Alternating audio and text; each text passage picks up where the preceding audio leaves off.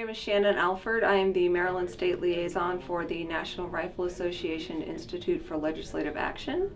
And I'm going to talk a little bit about House Bill 94, which was sponsored by Delegate Sam Aurora.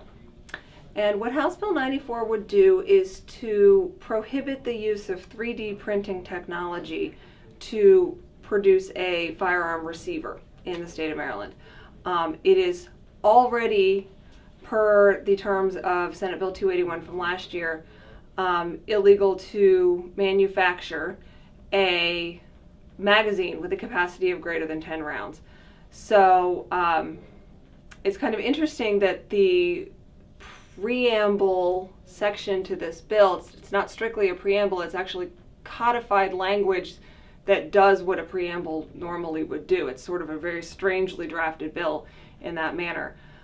Talks about using 3D printers to create magazines, but then the actual effective part of the bill bans using 3D printers to manufacture receivers. Now, contrary to what a lot of people understand, it is not illegal to use a 3D printer to manufacture a firearm for your own personal use.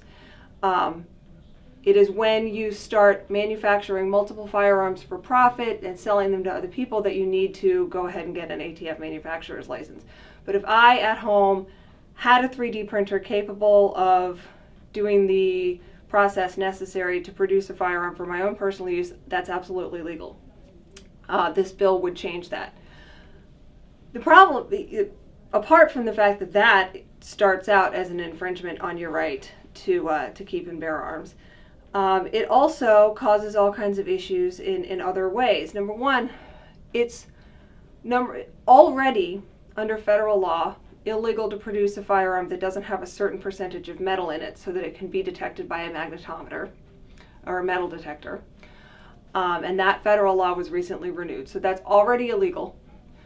There's no need to talk about banning 3D printers because they produce quote-unquote plastic guns. Additionally, there are 3D printers available on the market that print in metal.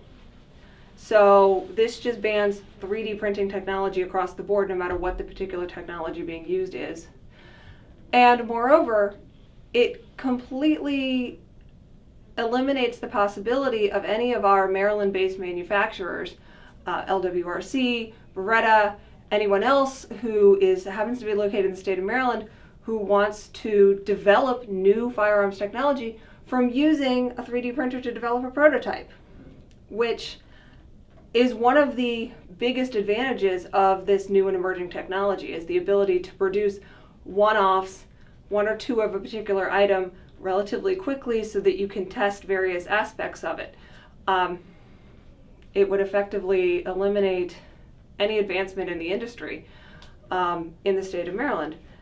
And so for all these multiple reasons, this is another bill that we're going to be keeping a very close eye on this session, and we would like to get defeated if at all possible. That's House Bill 94, sponsored by Delegate Sam Aurora, which would ban the use of 3D printing technology to manufacture a firearms receiver.